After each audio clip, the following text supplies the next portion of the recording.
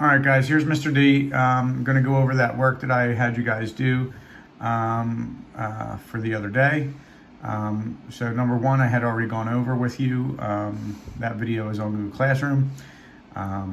So number two, if two tabby cats are crossed with each other, tabby cats are this TB. If they're crossed with each other, what is the likelihood that they will have a tabby kitten?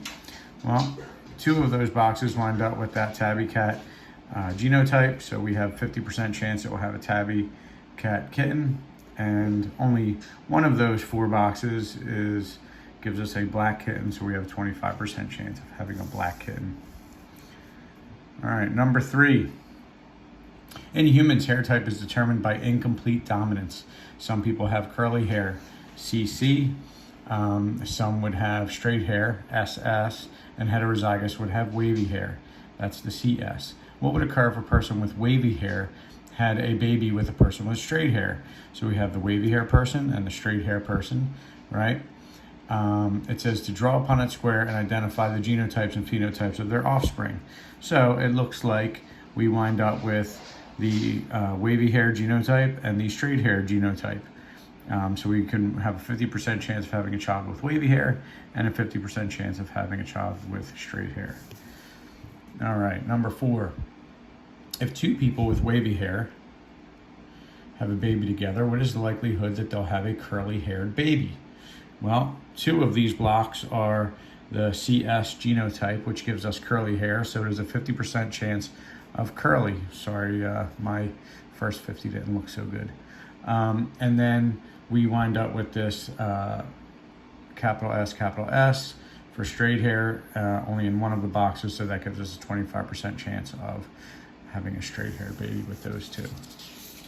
All right, number five. Number five is a little bit more work than we had been doing. So number five says, sickle cell anemia is a trait that exhibits codominance.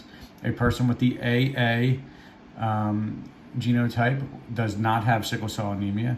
If they have the SS genotype, they have full sickle cell anemia. And if they have the AS, the codominant one, they have some sickle cells and they are considered a carrier. All right. So Engelbert and Gwendolyn, they're going to have some kids, right? So Engelbert, his genotype is this AS, so he has some sickle cells. He's a carrier. Gwendolyn is AA. She has no sickle cell at all. So when they have two children, I put Gwendolyn across the top here. I put Engelbert on the side.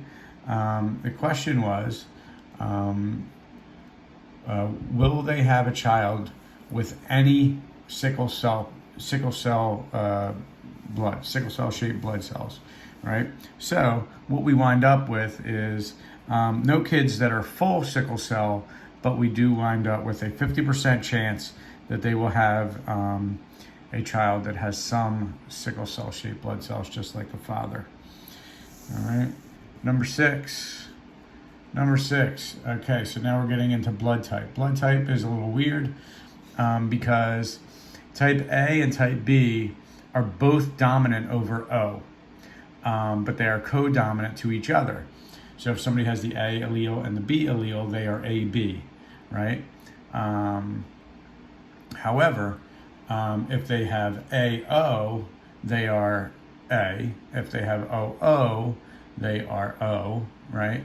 So what it says here is draw a Punnett square showing all the possible blood types for the offspring produced by a type O mother. So the mother is type O, right? The only way for her to be type O is both of her alleles are O, right? With an AB father. So the father's AB, right? So all of the children are going to have this O because that's all the mother could give with either one of her alleles. The father is either going to give an A or a B, right?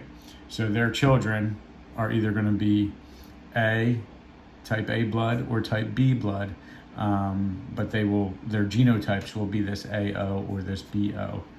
All right, so let's look at number seven. Number seven is a little bit more involved, right? Number seven says Mrs. Klink is type A, right? So if you look here for Mrs. Klink, I just put in an A because I don't know if she's AA or AO yet. Mr. Klink is type O, right? So I know to be type O, both of those alleles have to be O. So I already wrote him in as OO, right? And then they told us about their 3 children, right? We said that Matt is A, so disregard this red O for the moment, because originally I just wrote A because I didn't know if he was AA or AO. Mark is OO and Luke is AB, right?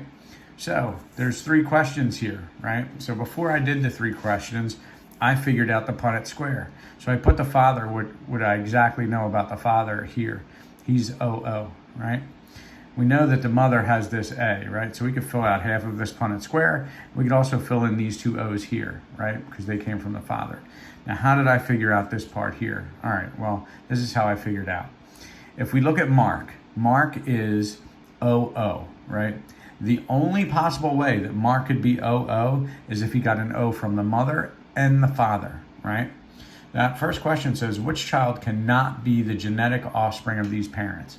All right, so some might say, well, wait, how do we know that the mother's not AB? Well, if the mother was AB, right, then she would have A and B, right?